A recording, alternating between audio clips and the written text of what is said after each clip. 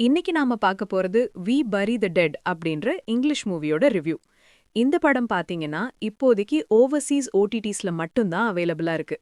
இந்த படம் ஒரு போஸ்ட் எபாகலிப்டிக் த்ரில்லர் அப்படின்னே சொல்லலாம். அதுவும் ஒரு ஜாம்பி த்ரில்லர் அப்படின்ற மாதிரி எடுத்திருப்பாங்க. இந்த படத்தோட கதை அப்படின்னு பாத்தீங்கன்னா, ஸ்டார்டிங்லேயே ஒரு ஃபெயில்டு மிலிட்ரி ஆபரேஷனால டாஸ்மேனியா அப்படின்னு சொல்லப்படுற ஒரு பகுதியே பெரும்பாலும் பாதிக்கப்படுது.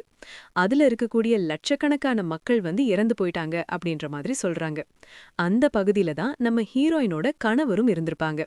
சோ தன்னோட கணவரை தேடி நம்ம ஹீரோயின் அங்க போறாங்க.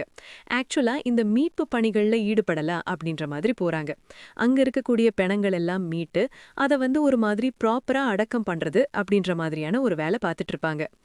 அந்த ஜேர்னில இவங்களுக்கு என்ன மாதிரியான சம்பவங்கள் நடக்குது, அங்க இறந்து போனவங்கெல்லாம் என்னவா இருக்காங்க, அண்ட் தன்னோட கணவரை பார்த்தாங்களா இல்லையா, அண்ட் டுவர்ட்ஸ் தி எண்ட் என்ன ஆகுது அப்படின்றது தான் இந்த படத்தோட கதை. இந்த படத்தை ஒரு ஜாம்பி த்ரில்லர் அப்படின்னு சொல்றதை விட ஒரு kind of an emotional journey அப்படின்னே சொல்லலாம். தன்னோட கணவர் இறந்து போயிட்டாரு, சோ அவருக்கு என்ன ஆச்சோ அப்படின்ற ஒரு பதட்டத்தோடயே அவங்க போறாங்க. அதுலயும் குறிப்பா அதுல காட்டக்கூடிய அந்த பிணங்கள் ஆக்சுவலா சிலது கம்ப்ளீட்டா இறந்து போயிருக்கும், சிலது குத்திரும் கொலையருமா இருக்கிற மாதிரி காட்டுவாங்க, சிலது அட்டாக் பண்ற மாதிரி காட்டுவாங்க. அந்த ஜாம்பி அட்டாக் சீன்ஸ் அப்படின்றது என்ன பொறுத்த வரைக்கும் பெரிய லெவல்ல இம்ப்ரெசிவா இல்ல அப்படின்னே சொல்லலாம்.